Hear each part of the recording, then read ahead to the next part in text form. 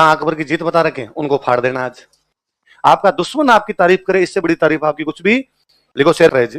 प्रताप इसलिए महान नहीं है कि उन्होंने युद्ध लड़े, प्रताप इसलिए महान नहीं है कि भाई वो बहुत बड़े योद्धा हुए या उन्होंने अकबर की अधीनता स्वीकार नहीं की। उनसे भी बड़े महान इसलिए हैं प्रताप कि प्रताप का नैतिक चरित्र बहुत महान है।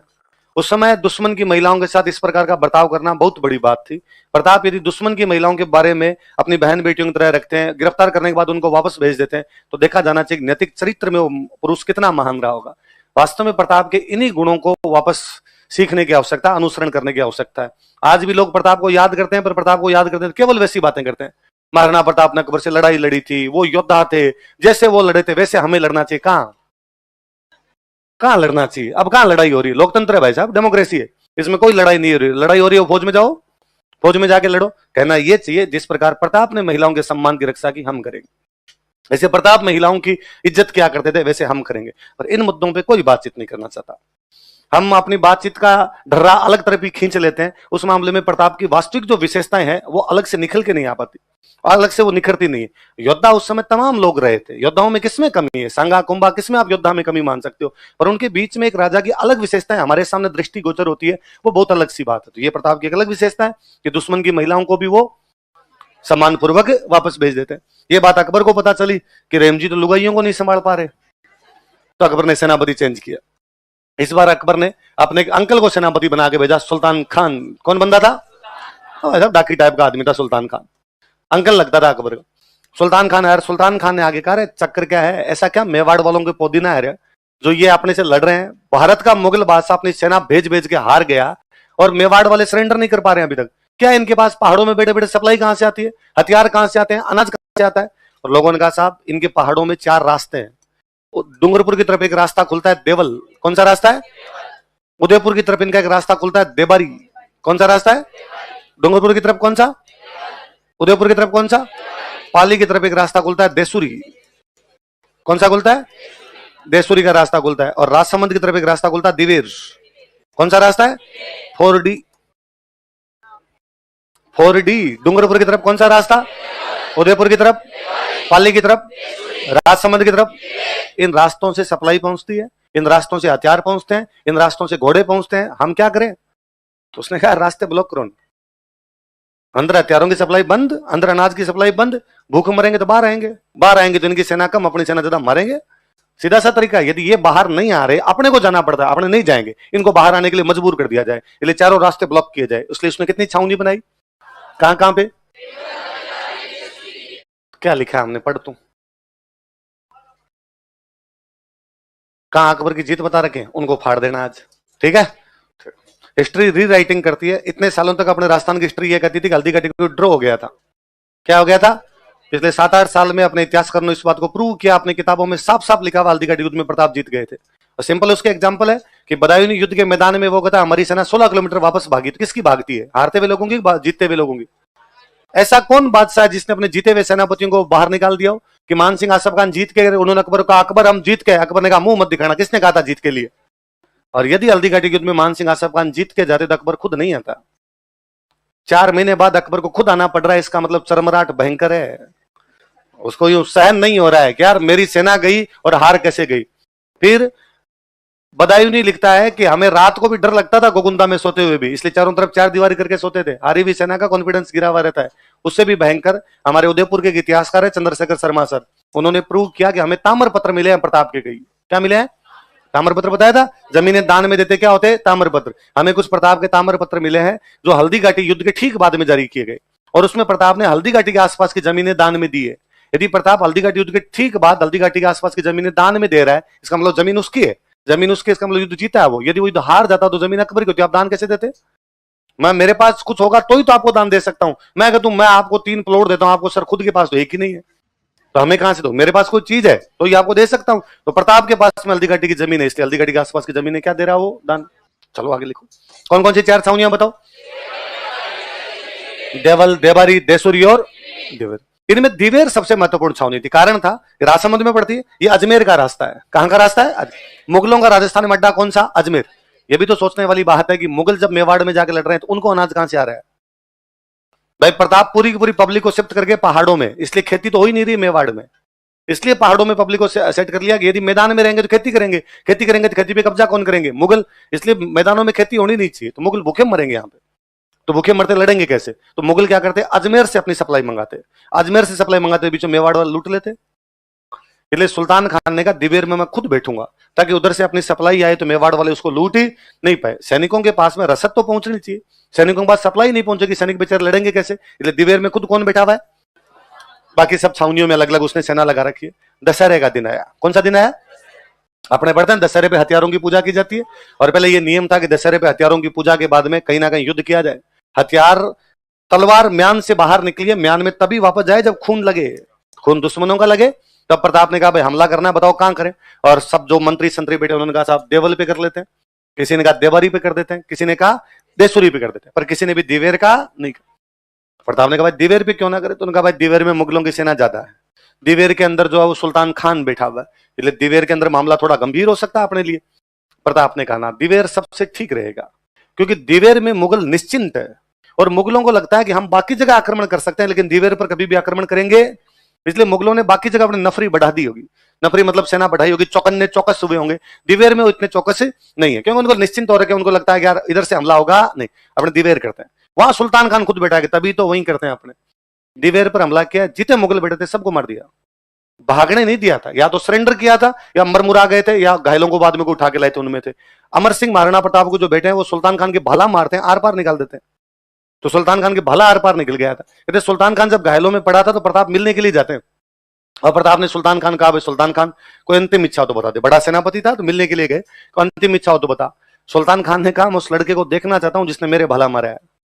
मैं सुल्तान खान हूं, आंखें यूं बड़ी करूं ना तो डर लगे सामने को, और मेरे भला मारा यार, आर पार निकाला है। मारना पड़ता लगा, मरता हुआ आदमी है। अमर सिंह अपने कैंप में बैठा, उसको बुलाएंगे तब तक मर जाएगा बेचारा। तो उन्होंने अपने पास में एक फौजी खड़ा था, उसका हाथ पकड़ का ये था। सुल्तान खान उस फौजी को देख के मरता हुआ मुस्कुराता है कि इसको तो मैं पड़ा पड़ा मार दूं, अब भी इसकी औकात नहीं मेरे भला मारे। बंदा तो कोई और था, मैंने उसकी आंखें देखी है, उसकी आंखों में भयंकर यूं वो था, तेज दिखाई दे रहा था। और महाराणा प्रताप अमर सिंह को बुलाते हैं, अमर सिंह बुला कहते हैं मेरे वाला ही था। सुल्तान खान कहता है निसंदेह तुम बहादुर पिता के बहादुर पुत्र हो। और अमर सिंह को महाराणा प्रताप कहते हैं इसके मुंह में गंगा जल डालते, मरते हुए आदमी के मुंह में गंगा जल डालते हैं। अब गंगा जल डाल देते हैं, सुल्तान खान की आंखें बंद हो जाती है, सुल्तान खान बोली बंद हो जाती है, पर वो मरता नहीं, वो तड़पता है बेचारा, क्योंकि उसके भाला फंसा हुआ है। घायल आदमी का जब तक पूरा खून नहीं निकलेगा मरेगा नहीं, और भाला धंस गए चक्कर में खून टप टप धीरे धीरे आ रहा है, क्योंकि घाव वो नहीं रखा, भाला अंदर ही लगा हुआ उसके पूरा। तो महाराणा प्रताप अमर सिंह कहते इसका भाला बाहर निकाल दे, ताकि खून एक साथ निकलेगा, मर जाएगा बेचारा, वरना तड़पेगा कई देर तक। अब वो इतना मोटा था सुल्तान खान की, उसके वो भाला अंदर ही अड़ गया। अमर सिंह वो हाथ से खींचे पर भाला नहीं निकले। फाइनली अमर सिंह उसके दोनों पैरों पे पैर लगा खड़ा होता है, भाला दोनों हाथों से खींचता है, तब उसका भाला निकलता है, सुल्तान खान मरता है। जेम्सटोड कहता है ये युद्ध नहीं मेवाड़ का मैराथन था। क्या था युद्ध मेवाड़ का? अभी पढ़ते हैं मैराथन क्या था, लिखो दिवेर का युद्ध, बैटल ऑफ दिवेर। कौन से युद्ध को? मेवाड़ का मैराथन का।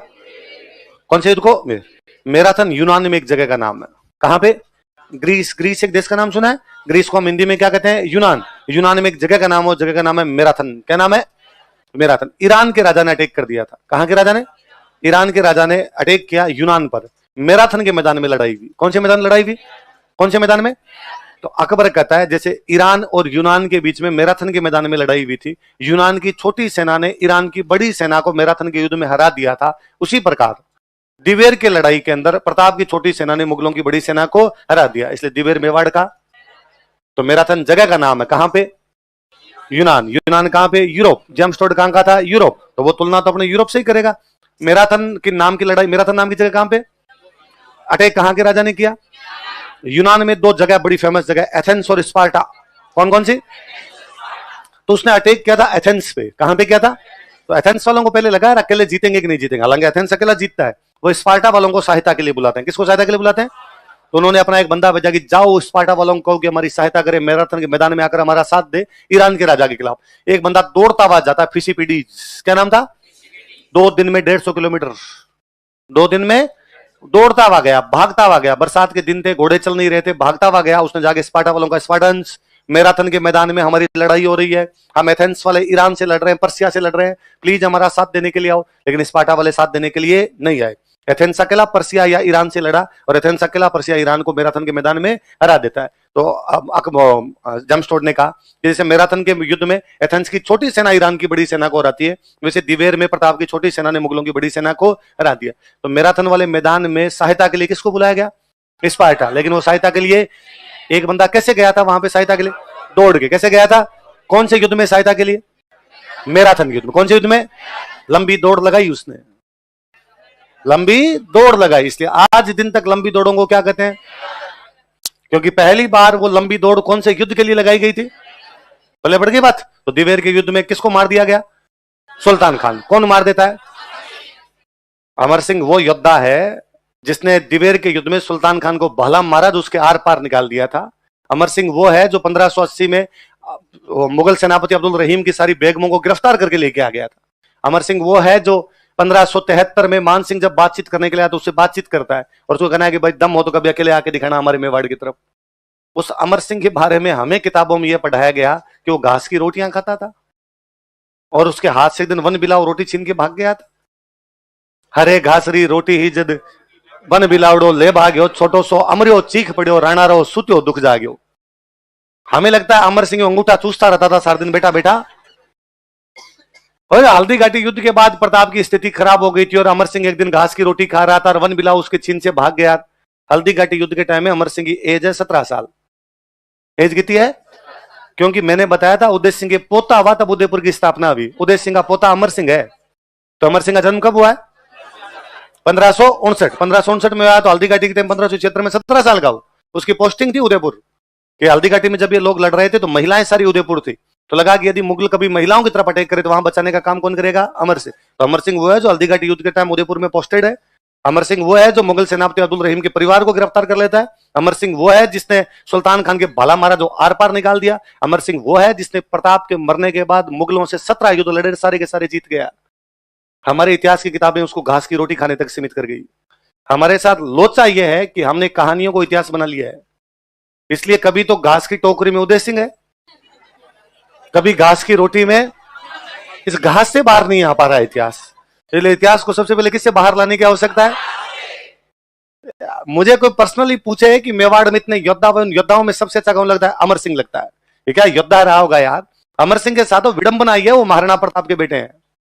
बरगद के नीचे दूसरे फल फूल नहीं लगते, बरगद के नीचे दूसरे पेड़ नहीं लगते। महाराणा प्रताप बरगद है, उनके नीचे दूसरा दिखता नहीं है। इसलिए अमर सिंह का कैरेक्टर छुप गया उनके नीचे। बाकी अमर सिंह और बड़े योद्धा है। यदि वो महाराणा प्रताप के बेटे ना होते, महाराणा प्रताप के एक दो पीढ़ी बाद में हुए होते या महाराणा प्रताप से पहले हुए होते, हम अमर सिंह के बारे में बहुत कुछ जानते।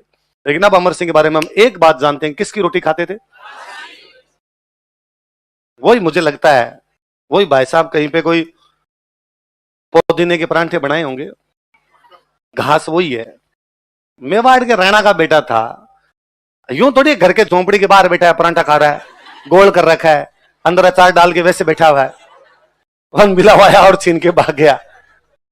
कहानियां ऐसी होती है, कहानियां होनी भी चाहिए। हम कवि के, उन कहानीकारों के लाख लाख उनको नमन करते हैं। हम नतमस्तक है कि उन्होंने अपनी कहानियों से, कविताओं से मेवाड़ के इतिहास को अमर कर दिया।